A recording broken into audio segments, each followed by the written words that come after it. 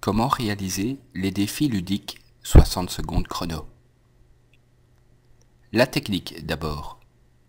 Pour réaliser ce quiz, j'ai recours à deux logiciels, PowerPoint et, dans l'exemple ici, Word. Il est bien sûr possible d'utiliser un autre programme si je souhaite mesurer les compétences de l'apprenant à travers la maîtrise, par exemple, d'Excel, de Publisher, etc. Le PowerPoint comporte 5 dias pour chaque défi. La première dia reprend le titre de l'épreuve. La deuxième dia est l'énoncé du défi, raconté d'une manière claire et précise par une voix préenregistrée et illustrée par le résultat attendu, sans en révéler les moyens pour y parvenir, bien sûr. La troisième et la quatrième dia reprennent la phrase mythique avertissant de l'issue du jeu en cas d'échec. La cinquième et dernière dia présente un logo du logiciel testé, à partir duquel un clic renvoie sur le logiciel lui-même pour démarrer l'épreuve. Toujours dans cet exemple, l'apprenant a donc, à ce stade, ouvert un document Word où il doit réaliser le défi énoncé.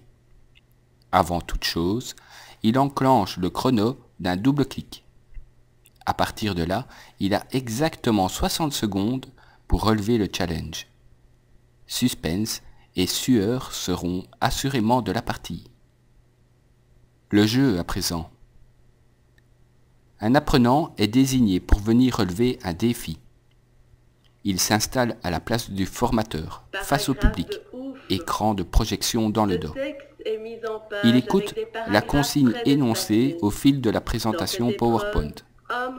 Il a ensuite 60 secondes pour réaliser l'exercice après avoir mis en route le chrono à partir du document. Dans ce jeu, qui n'en est pas moins une chouette activité d'apprentissage, le public a ici le droit d'aider, de soutenir, de souffler la réponse au challenger. S'il ne parvient pas au but au terme des 60 secondes, il a le choix entre une seconde tentative ou de céder la main à quelqu'un d'autre. L'interactivité et la participation de tous sont garanties. J'en témoigne de ma propre expérience. Il est même arrivé que tout le groupe se réunisse sur le premier rang et joue le jeu à 100 à l'heure, comme un soir d'avant-première au cinéma ou d'un festival cinématographique très attendu. Les défis sont souvent des simples trucs ou astuces, parfois des pièges, devant lesquels au moins un apprenant a déjà dû faire face dans son parcours de formation. En tout cas, je veille à ce qu'ils soient suffisamment accessibles en les réalisant moi-même en deçà des 30 secondes. À la fin d'une épreuve, je n'hésite d'ailleurs pas, si nécessaire, à montrer un procédé plus simple pour arriver au même résultat. À chaque fois, les apprenants accueillent très favorablement cette activité. Non seulement ils se sentent renforcés dans leur maîtrise du logiciel testé, s'ils n'apprennent pas quelque chose de nouveau, mais surtout, ils se sont tellement défoulés qu'ils en redemandent. Ils ont appris, réappris ou consolidé leur savoir-faire dans le plaisir en y offrant toute leur attention.